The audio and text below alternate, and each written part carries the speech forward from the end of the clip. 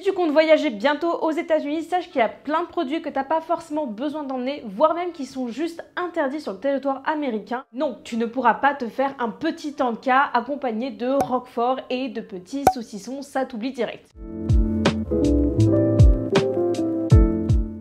Hello guys, j'espère que vous allez tous bien. Je vous retrouve aujourd'hui pour une nouvelle vidéo où on va parler tout simplement de ce que tu peux emmener. Est-ce que tu peux pas emmener aux États-Unis lors de ton prochain voyage parce que c'est genre super important, sinon tu vas te faire coincer à la douane et bah ton voyage va très mal commencer entre nous. Faut savoir que ce thème de vidéo me concerne directement puisque je repars bientôt aux États-Unis à Miami sur un bateau. Oui, on peut très bien voyager jusqu'aux États-Unis en bateau. Et d'ailleurs, ça concerne aussi toutes les personnes qui souhaitent voyager prochainement aux États-Unis. Si tu souhaites voyager prochainement aux États-Unis, regarde cette vidéo jusqu'à la fin parce que je vais te donner tout plein de détails sur ce que tu n'as pas le droit d'emporter dans ta valise et ce que tu n'as pas forcément besoin d'emporter dans ta valise. Dans un premier temps, vous n'avez pas forcément besoin de ramener votre shampoing ou votre gel douche puisque la plupart des marques que vous trouvez en France, vous trouvez exactement les mêmes aux États-Unis. Donc si vous partez moins d'une semaine, bien sûr, vous pouvez prendre des petits flacons de shampoing ou de gel douche. Mais si vous partez 2, 3 semaines, 1 mois, 6 mois, je vous conseille clairement de ne pas emmener ce genre de choses avec vous dans votre valise. Ça va vous prendre de la place, mais pour rien du tout. Achetez tout ce qui est shampoing, gel douche et produits de beauté, par exemple, directement sur place puisque les marques sont similaires. Bon voilà, mis à part si vous avez vraiment des besoins spécifiques. Par exemple, moi, parfois, sur le crâne, sur le cuir chevelu, je fais du psoriasis.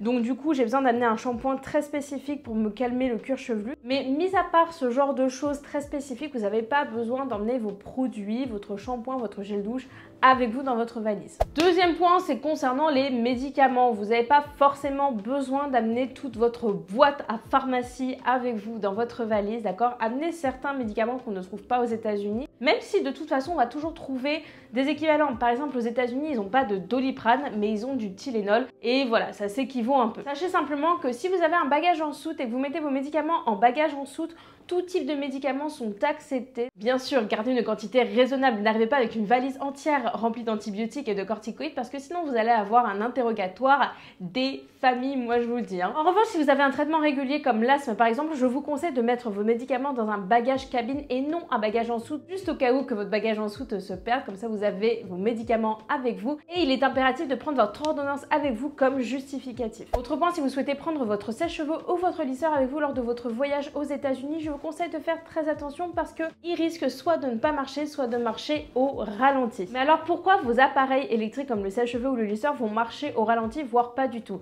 Déjà, je veux poser les bases, c'est pas tous les appareils, d'accord? Moi par exemple, mon lisseur, quand je l'amène aux États-Unis, il marche très bien avec un adaptateur. En revanche, je ne peux pas utiliser mon sèche-cheveux puisqu'il marche clairement au ralenti. En fait, tout est une question de tension électrique. Aux États-Unis, le voltage est de 110 volts alors qu'en France, on est plutôt sur 230 volts. Donc avant de vous encombrer avec votre lisseur ou votre sèche-cheveux, je vous conseille de regarder s'ils sont multitensions. Puis au pire des cas, dans la plupart des hôtels, ils ont des sèche-cheveux à disposition. Également, je vous conseille de prendre un petit adaptateur pour les prises, mais surtout une multiprise pour pouvoir brancher plusieurs choses à la fois. Alors, outre ces choses que je vous déconseille de prendre parce que soit ça va pas très bien marcher, soit ça vous fait perdre de la place, il y a aussi des produits qui sont juste complètement interdits aux États-Unis sous peine de mort. Non, je rigole, pour la peine de mort. Quoique. Et le premier objet interdit aux États-Unis, c'est le Kinder Surprise. Ouais, je sais, moi aussi ça m'étonne, le Kinder Surprise est vraiment considéré comme une arme aux États-Unis. Faites très attention à vous. Vous risquez d'avoir de gros problèmes si vous êtes armé de Kinder Surprise. Bon, soyons sérieux 5 minutes. Pourquoi le Kinder Surprise est interdit aux États-Unis? Le Kinder Surprise est interdit pour la simple et bonne raison que les jeunes enfants risquent de s'étouffer avec le jouet qui se trouve dans l'œuf en chocolat. En gros, aux États-Unis, vous n'avez pas le droit d'avoir quelque chose de non comestible dans quelque chose de comestible. Exemple parfait aussi, la galette des rois. Dans certaines boulangeries françaises aux États-Unis, vous pouvez trouver de la galette des rois aux alentours de janvier pour l'épiphanie. Mais par contre, la fève sera vendue à part de la galette, ce qui est assez étrange, je suis d'accord avec vous. Mais voilà, c'est juste complètement interdit de mettre quelque chose de non comestible à l'intérieur de quelque chose de comestible. Dire qu'en parallèle, ils sont tous armés jusqu'aux dents. Kinder Surprise interdit, armes légalisées. Est-ce que c'est vraiment logique tout ça? Et d'ailleurs aussi, ça veut dire que les enfants américains n'ont jamais grandi avec ces géants œufs de Pâques Kinder Surprise avec ces grosses surprises. Je sais pas si vous vous souvenez de ça ou si c'est que moi, d'ailleurs dites-le moi en commentaire, mais je me souviens que ces œufs-là c'était la vie quand j'étais petite. Deuxième chose complètement interdite aux États-Unis, c'est le saucisson. Bon, en soi c'est pas que le saucisson, c'est tout ce qui est viande et charcuterie qui est interdit aux États-Unis. D'ailleurs les Américains ne connaissent pas le saucisson, ils n'ont jamais goûté du saucisson. C'est franchement un gâchis parce que qui ne goûte pas de saucisson a gâché sa vie, on est d'accord. D'ailleurs mon copain, la première fois que je lui ai fait goûter du saucisson, je vous assure qu'il est monté aux anges et que maintenant il préfère limite le saucisson à moi. Attends, je viens d'y penser, la semaine prochaine je pars aux États-Unis, ça veut dire que pendant plusieurs mois je vais pas pouvoir manger de saucisson.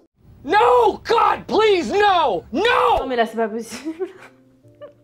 Je vais vous manger du saucisson matin, midi et soir, c'est bon. Putain, 2 mois sans saucisson, les gars. C'est quoi ce bazar? Troisième chose qui est complètement interdite aux États-Unis, c'est le fromage au lait cru non pasteurisé à pâte molle. Également tous les fromages au lait cru avec moins de 60 jours d'affinage. Alors pourquoi les fromages au lait cru sont interdits? C'est une très bonne question, Jamy. Tout simplement, les produits à base de lait cru sont considérés comme de potentielles menaces bactériologiques pour des questions de fermentation. En gros, des fromages comme l'emmental, la raclette ou le Beaufort, c'est ok, mais des fromages comme le camembert ou la mimolette, c'est pas ok. Donc si t'es fanat de camembert, je te conseille de bien le garder dans ton frigo en France et de ne pas jouer au petit malin à essayer de le ramener aux États-Unis. D'ailleurs, si vous souhaitez emmener du fromage aux États-Unis, il faudra le déclarer et ça, c'est impératif. Et si vous jouez au petit malin à essayer d'emmener du fromage au lait cru non pasteurisé à pâte molle, vous pouvez recevoir une amende entre 1100 $ et 60 000 $.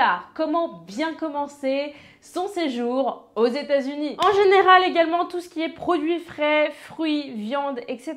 c'est juste interdit, d'accord, à l'importation aux États-Unis lorsque vous voyagez là-bas. Et petit bonus, je vais te dire ce que tu peux maintenant emporter aux États-Unis. Tout ce qui est par exemple produits secs, gâteaux, bonbons, nougats, chocolat et j'en passe. Tout ce qui est sous conserve. Donc par exemple, moi j'ai déjà fait passer du cassoulet sous conserve, du foie gras sous conserve, mais il faut bien que ce soit enfermé dans une boîte de conserve. Également, vous avez le droit d'amener un petit peu d'alcool, par exemple 1 litre de vin c'est accepté, quelques bières artisanales c'est accepté, etc.